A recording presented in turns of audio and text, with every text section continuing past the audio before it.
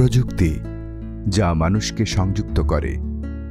বাংলাদেশ সরকারের union digital সেন্টারের মাধ্যমে যে কেউ বিশ্ব ভ্রমণ করতে পারে নিমিষেই। কিন্তু এটি কি সবার জন্য সমান?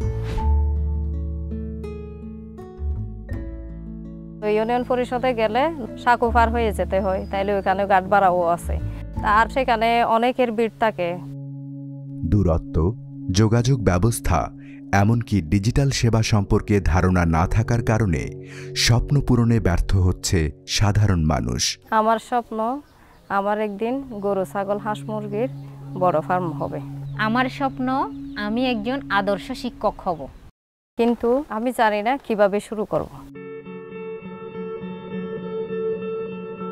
অনেকেই স্বপ্ন দেখে, কিন্তু বাস্তবতা তাদের থেকে অনেক দূরে।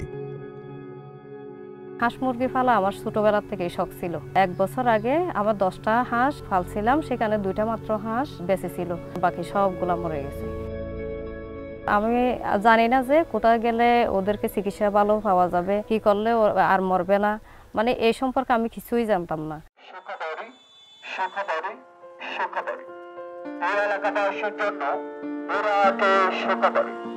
আপনাদের বরগুনায় বিভিন্ন ধরনের তথ্য সেবা প্রদানের জন্য একটি তথ্য সেবা কেন্দ্র চালু করা হয়েছে।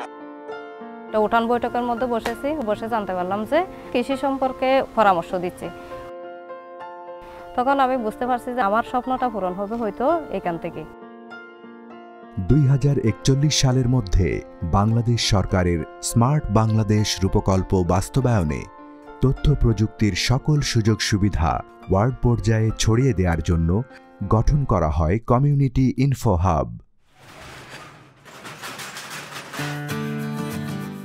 কমিউনিটি ইনফো হাব অসহায় মানুষের দোরগোড়ায় পৌঁছে দিচ্ছে স্বাস্থ্য বিষয়ক তথ্য সেবা, কৃষি, প্রাণী সম্পদ ও মৎস্য বিষয়ক তথ্য সেবা, কর্মসংস্থান ও চাকরি বিষয়ক তথ্য সেবা, সামাজিক নিরাপত্তা ও বিভিন্ন জনসেবা বিষয়ক তথ্য সেবা, দরিদ্রদের জন্য আর্থিক সেবা প্রাপ্তির তথ্য সেবা, অনলাইন বিভিন্ন সেবা যেমন ভর্তি আবেদন, ভিসা আবেদন ইত্যাদি। এছাড়াও রয়েছে কম্পিউটার প্রশিক্ষণ, অফলাইন সেবা যেমন ফটোকপি, কম্পিউটার কম্পোজ, প্রিন্টিং, ছবি তোলা, লেমিনেশন, স্ক্যানিং ইত্যাদি সেবাগুলোও পেয়ে থাকে এই অঞ্চলের মানুষ। তথ্য সেবা কেন্দ্রে তো আমি কৃষি সেবা নিই। আমি ইনফো হাব থেকে পাসপোর্টের আবেদন করছি। আমি কাটকুমারের তথ্য সেবা পাচ্ছি। আমি বিডিও হলে ডাক্তার দেখাই। আমি ইনফো হাব থেকে কম্পিউটার ট্রেনিং পাইছি। বর্তমানে আমি সুবিধা পাই।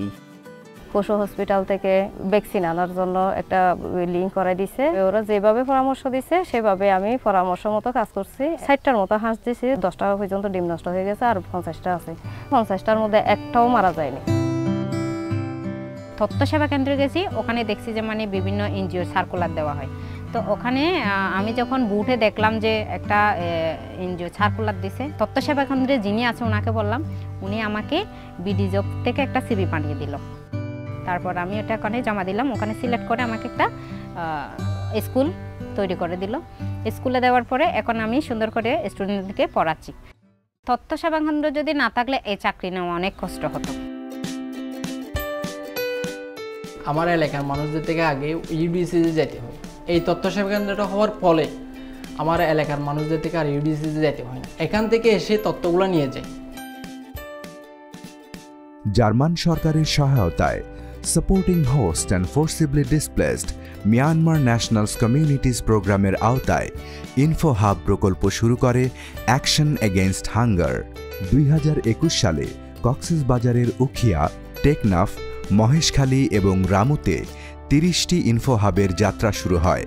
2023 সালের জানুয়ারি পর্যন্ত মোট 26,751 জন কমিউনিটি ইনফো হাবের সুবিধা পেয়েছেন, যার মধ্যে 60% নারী, যা তাদের জীবনকে সহজ করে তুলেছে।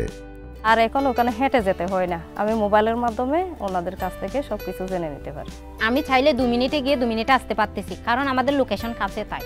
এভাবেই কমিউনিটি ইনফো হাবগুলো প্রান্তিক মানুষের কাছে ডিজিটাল সেবা পৌঁছে দিতে গুরুত্বপূর্ণ অবদান রেখে চলেছে।